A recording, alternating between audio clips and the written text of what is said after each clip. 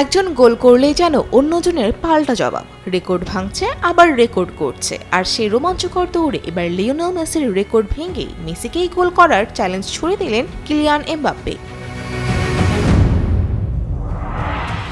মিয়ামিতে বিশ্বকাপের তৃতীয় স্থান নির্ধারণী ম্যাচে ইংল্যান্ডের বিপক্ষে দুর্দান্ত ছিলেন কিলিয়ান এমবাপ্পে। ফ্রান্স ৬-৪ গোলে হারলেও আলো ছড়ান এই ফরাসি ফরওয়ার্ড। ম্যাচের ৪৮ মিনিটে নিজের প্রথম গোল করে গোল্ডেন বুটের দৌড়ে মেসিকে পেছনে ফেলেন এমবাপ্পে। একই সঙ্গে বিশ্বকাপের ইতিহাসে সর্বোচ্চ গোলের রেকর্ডে ২১ গোল নিয়ে স্পর্শ করেন আর্জেন্টাইন কিংবদন্তিকে। তবে সমতায় থেমে থাকেননি তিনি। ৬৬ মিনিটে নিজের দ্বিতীয় গোল করে বিশ্বকাপ ইতিহাসের সর্বোচ্চ গোলদাতার আসনও দখল করে নেন এমবাপ্পে।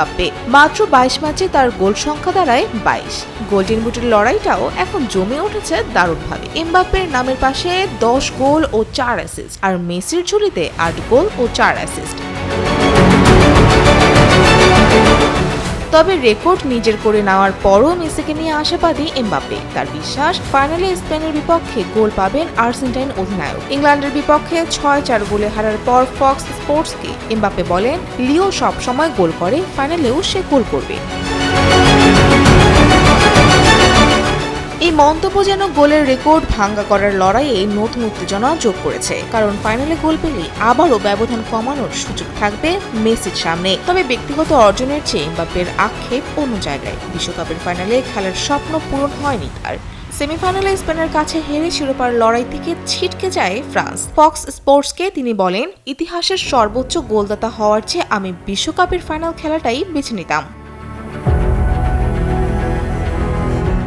রেকর্ড, গোল্ডেন বুট আর ব্যক্তিগত অর্জন সবকিছু ছাপিয়ে এমবাপ্পের চোখ ছিল ফাইনালের দিকে। কিন্তু মাঠের বাইরে দাঁড়িয়ে এবার তিনি অপেক্ষা করছেন মেসির জন্য। এখন দেখার বিষয়, এমবাপ্পের ভবিষ্যৎবাণী সত্যি করে বিশ্বকাপের সবচেয়ে বড় মঞ্চে আবারও গোলের জবাব দেন কিনা Lionel Messi. Fouzia Fariha, Daily সান।